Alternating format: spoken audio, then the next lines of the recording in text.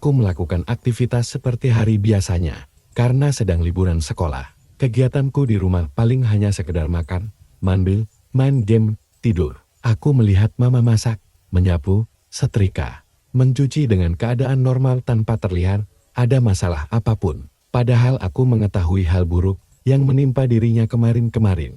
Namun dia bersikap seolah tidak terjadi apa-apa. Mengingat itu, aku jadi teringat dengan Randy, dan dia pun terlihat seperti normal-normal saja. Chat andenganku ngajak main game, ngobrol tentang film, dan nimbrung di grup WhatsApp kelas dengan teman lainnya. Dan yang baru aku ingat, dan membuat hatiku tersedak, yang mengetahui hal memalukan terhadap mama kemarin bukan hanya aku, Randy, dan mama saja. Aku ingat bahwa saat itu Anton juga berada di sampingku melihat kejadian itu. Rasa deg-degan terus melandaku. Dengan tergesa-gesa aku segera membuka HP untuk nelpon si Anton. Lama panggilanku tidak diangkat. Namun beberapa detik kemudian, akhirnya ia mengangkat teleponku. Winton, aku membuka pembicaraan. "Wait, ngapandri?" jawab Anton. "Ini masalah kemarin, Ton. Masalah HP. Yang kemarin anjir, masa lupa?" Dek si Randy. "Iya." "Oh itu, kenapa Andre?" "Si Randy anjing juga ya?" "Ya lu udah nanya langsung belum ke dia?" "Belum sih. Lu ngomongin aja dulu sama dia. Kenapa dia bisa ngelakuin itu ke nyokap lo?" "Der, nanti gue coba-coba ajak ngobrol dia." "Nah iya. Betul. Lu kan jadi saksi kejadian itu juga. Jangan kasih tahu siapa-siapa lu." "WKWK Indre, tenang. Gue rahasiain kok." "Gue juga kaget kemarin si Randy nekat BGT." Yaudah. Awas lu ye nyebarin." "Enggak Neri, seliu aja." "Ya udah dulu ye. Gue mau makan. Lapar banget." "Iya oke Neri." "Sip." Lalu aku mematikan teleponku. Seketika aku merasa tenang, karena sudah memberitahu Anton, supaya menjaga rahasia ini. Perihal tentang saran Anton yang nyuruh aku untuk ngajak ngobrol Randy kayaknya ditunda dulu dah.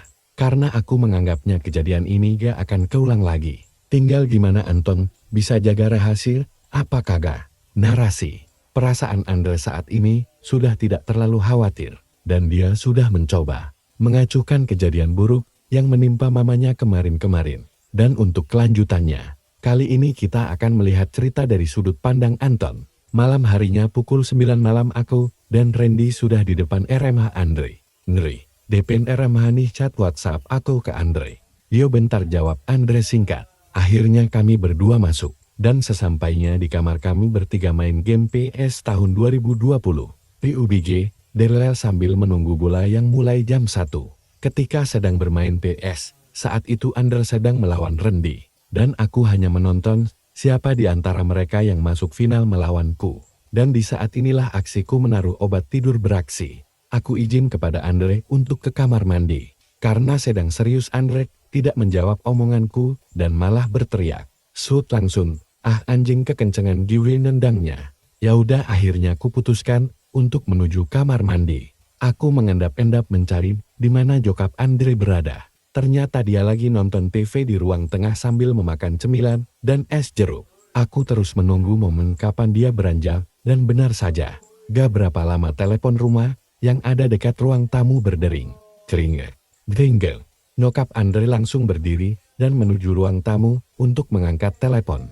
Ketika dia sudah meninggalkan ruang TV, aku segera mendekati minuman yang ada di depan sofa. Cepat aku mengeluarkan obat tidur yang aku dapat dari temanku. Kata temanku, efek obat ini bisa sampai 10 jam. Dan saat ini, masih jam 11 ml air. Aku masukkan semua, lalu aku aduk. Kemudian aku balik ke tempat aku mengintip di awal. Beberapa menit kemudian nyokap Andre kembali duduk menonton TV. Aku melihat dia mulai ngambil snack dan memakannya. Hatiku berdegup ketika dia mulai mengambil gelas telah ku campuri obat tidur itu. Dan glek-glek, dia meminum minuman itu. Singkat cerita minuman itu habis, dan yes, dalam hatiku, aku kembali ke kamar dan melihat mereka masih bertanding. Karena pertandingan PS ini memakai sistem 2 leg, jadi lumayan memakan waktu sampai misiku memasukkan obat tidur itu sukses. Kulihat Randy menoleh ke arahku, seakan bertanya. Kemudian aku asungkan jempol tanda misi pertama sukses, dan Randy pun kembali menatap layar. Waktu berlalu, menunjukkan pukul 1 tanda. Pertandingan bola segera dimulai. Keseruan terjadi saat pertandingan. Kami teriak-teriak, heboh, pokoknya menguras suara. Sampai akhirnya pertandingan selesai diakhiri. Pemenangan tim favorit Andre. Kami bertiga sangat capek teriak-teriakan. Dan tiba-tiba kulihat Andre langsung ngambil guling dan tidur. Mungkin karena dia terlalu bersemangat nontonnya jadi capek BGT. Aku bertanya sama Randy, gimana Nin? Ya udah ayo, ntar lu rekam juga ya, sahut Randy. Oke, sahutku singkat. Kami berdua keluar kamar Andre. Kami diam-diam mencari kamar mama Andre. Oh iya, saat itu keadaan rumah Andre cuma ada Andre dan mamanya. Setelah susah payah kami membuka dan mencari kamar satu persatu. Akhirnya, kami menemukan kamar di mana di kasur itu terdapat mamanya Andre sedang tidur.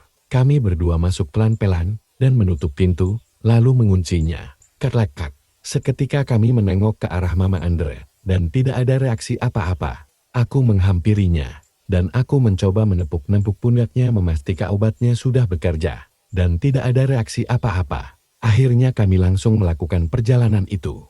Singkat cerita, kami sudah merapikan kembali kasur, membersihkan Tante Rani sebersih mungkin. Pokoknya dirapikan seperti semula. Kami pun kembali ke kamar Andre. Rasa puas malam ini tidak akan aku lupakan seumur hidup.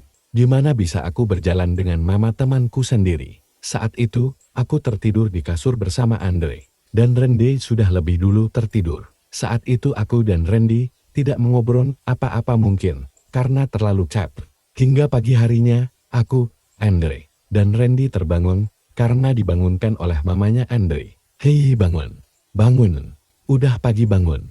Suara Tante Rani membangunkan kami bertiga. Iya malah, sahut Andre sambil mengucek-ngucek mata. Iya Ranti, jawabku dan Randy yang sedang merenggangkan tangan. Andre lalu pergi ke kamar mandi untuk buang air kecil. Dan saat itu, aku menegur Randy. Pules banget lu tidurnya, kataku tertawa kecil. Iyalah, abis dapet rejeki lagi kan semalam, jawab Randy cengengesan. Gimana rekaman? Aman, tanyaku. Randy mengeluarkan kameranya dan menyetel video itu sambil dicepetin. Wih aman lah, nih gak ada ngeblur. Foto-foto juga gak ngeblur. Untung lampu kamarnya terang banget. Jadi videonya jelas banget ini, kata Randy. Ya udah matiin. Jangan sampai ketahuan Andre. Lu backup juga di laptop ntar biar aman, sahutku. Siap, jawab Randy singkat. Akhirnya setelah Andre balik ke kamar, kita diajak sarapan di ruang makan. Tetapi Tante Ratna tidak ada di sana. Mungkin sedang mencuci. Kami bertiga sarapan. Setelah sarapan aku dan Randy pamit pulang. Nere, cabut dulu gua ya, pamit aku dan Randy. Red, nol. Hati-hati lu pada baliknya, jawab Andre. Dalam hatiku, aku berkata, nyokap lo tuh yang hati-hati WKWK, sambil tersenyum. Dan akhirnya kami berdua pulang ke rumah masing-masing. Di sisi lain aku tidak percaya kejadian ini benar-benar terjadi. Hal yang selama ini aku tonton di film action, kali ini benar-benar terjadi pada diriku.